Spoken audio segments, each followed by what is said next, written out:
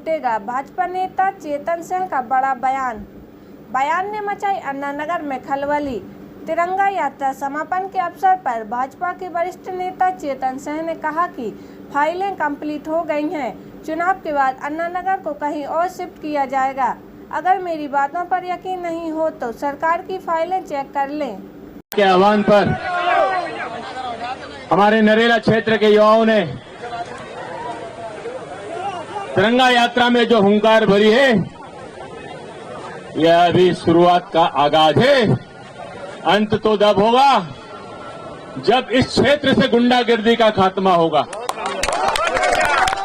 जब इस क्षेत्र में दंगे फसाद करने वाले चेहरे बेनकाब होंगे, जब इस क्षेत्र में युवाओं को रोजगार मिलेगा, जब इस क्षेत्र की माताओं बहनों का सम्मान होगा, जब इस क्षेत्र की वर्षों वर्ष पुरानी समस्या बिजली, पानी, सड़क और मकान की समस्याओं का समाधान होगा।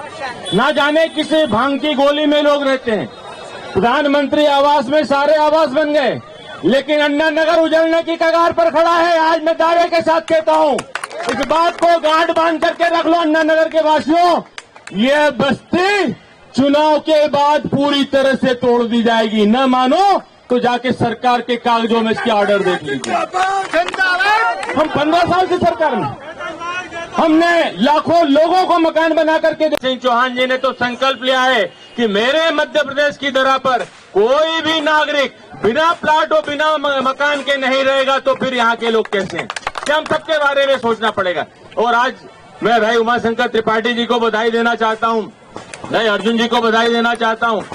मैं मेरे पूरे कार्यकर्ताओं की टीम, भाई अमित रघुवंशी जी, शिवम राठौर जी, नितेश जी, पुरुषोत्तम पटेल जी, हमारे वंश जी, हमारे संतोष प्रजापति, महेंद्र बेराडे जी, तुलसीराम कुशवाहा जी, असंख्य नाम है, शमीर जी। इतने विनाश करने वालों के साथ तो कभी खड़े भी नहीं होते हैं। वो विनाश करने वालों को विनाश के उस राह पर छोड़ करके आते हैं कि फिर से दोबारा उस बस्ती की ओर वो झांकने के लायक नहीं बचता है। मित्रों, साथियों, मैं यही कहना चाहता हूं कि किसी भी आगाज में, किसी भी अंदाज में सच्चाई होना चाहिए, हमारे विचारों में पवित्रता होना चाहिए।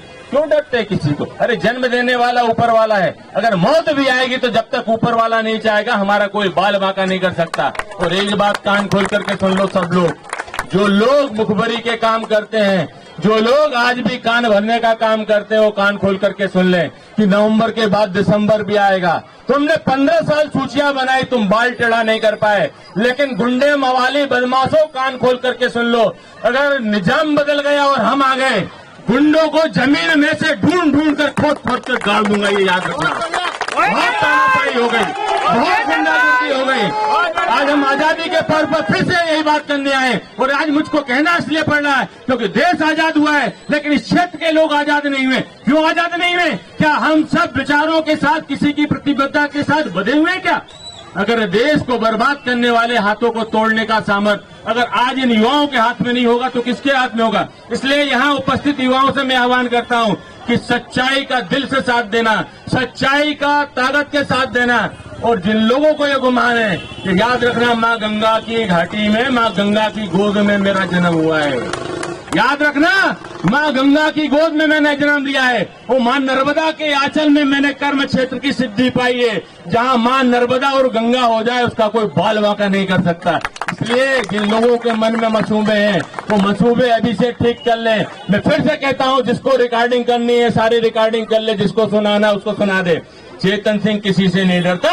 मैं डरता हूँ तो केवल ऊपर वाले से डरता हूँ। मैं डरता हूँ तो झूठ और फरेब से डरता हूँ। मैं डरता हूँ तो अन्याय करने वालों से डरता हूँ। सबको जिंदा है, कोई दखल फसल नहीं होगा इसमें, कोई दखल फसल नहीं होगा। मैं मेरे सामर्थ्य के अनुसार जो अपने लोगों की मदद कर सकता हूँ, जो गरीब जनता की मदद कर सकता हूँ, जो जनगण मन की मदद कर सकता हूँ, वो मैं करूंगा। और ये भारत की पावन भूमि हम सबकी माँ है, वो हम सबकी माँ है। ये चंदन की माटी है और इस धरती पर रहने वाले 104 कार्यकर्ता आप सब जन आए। मैं हृदय की गहराइयों से आप सभी लोगों का धन्यवाद ज्ञापित करता हूं। और फिर से एक बात कहता हूं कि आपका दिया हुआ समय आने पर सूद के साथ मैं आपको वापस करूंगा, सूद के साथ। किसी को निराश नहीं करूंगा, किसी को हताश नहीं करूंगा। मेरे घर के मेरे घर के दरवाजे न पहले कभी बंद थे, न आज कभी बंद है, न आने वाले समय में भविष्य में कभी बंद होंगे। इतनी ही बात कहते हुए मैं बहुत बहुत धन्यवाद करते हुए आज की इस रैली की समापन जज्बात बदल जाएंगे।